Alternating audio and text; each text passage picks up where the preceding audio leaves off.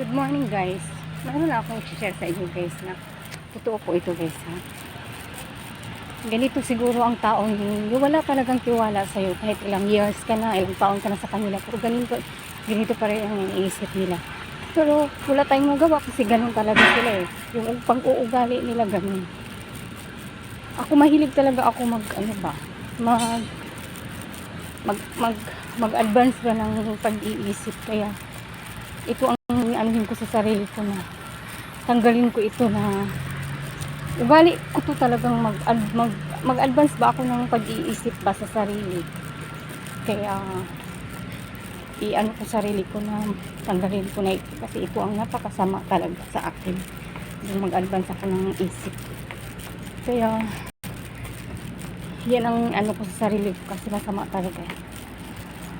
Imagine ha, anak ng niyang pangalawa may katulong, tapos ilipat siya dito sa bahay namin mamaya. Dito siya matutulog at dito siya hanggang uwi yung amo niya kasi nga nandoon sa overseas. Kahapon nagtanong ako sa amo ko kung anong araw siya pupunta dito sa bahay, pero sabi niya ngayong araw kasi nga siyempre linisan ko yung higaan niya, tapalitan ko yung gamit niya, saka labahan yung mga kumot niya. Hindi, ibig sabihin wala akong ano. So, sa akin lang kasi nag-advance talaga ako ng isip. Kaya yun ang gusto ko. Dinamon sa sarili ko. Tanggalin ko talaga yung pagka mag-advance ba ako ng isip. Ganun. Masama talaga yan na. Kaya sabi ko, Lord, dahil ko pa kaya ito matanggal sa sarili ko. Sinabihan pa naman ako sa amo kong lalaki. Kung darating yung anak, katulong ng anak ko, huwag kang makipag-usap sa kanya. Huwag kang makipag-usap sa kanya. Siyempre guys, isang kwarto lang kami, hindi kami mag-uusap. Pareho kaming Pilipino. Mabuti kung dili ibang lahi siya. Kaya iwasan ko siyang hindi kausapin.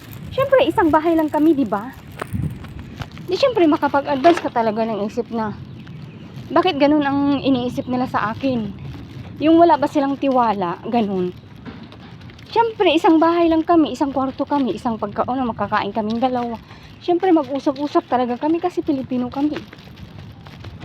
Kaya hindi ko talaga tiisin ko sarili ko na hindi ko mag-advance, pero masama talaga itong mahilig ako mag-advance. Pero kung siguro, hindi naman siguro masama yung ganitong sitwasyon na talagang mag-isip ka na ilang taon na ako sa kanila, ganun pa rin, di ba?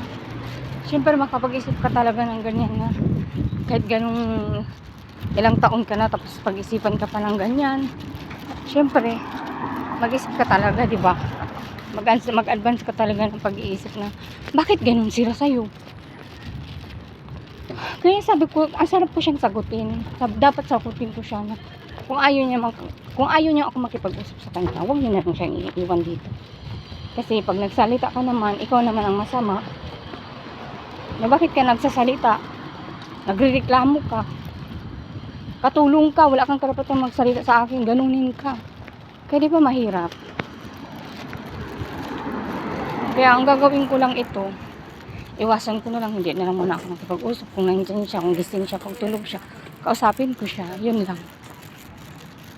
Kasi yung dibdib ko kasi sumasabog siya, yung sama ba ng loob na kahit ilang years ka na sa kanila, ganun pa rin ang iisip sa'yo, di ba?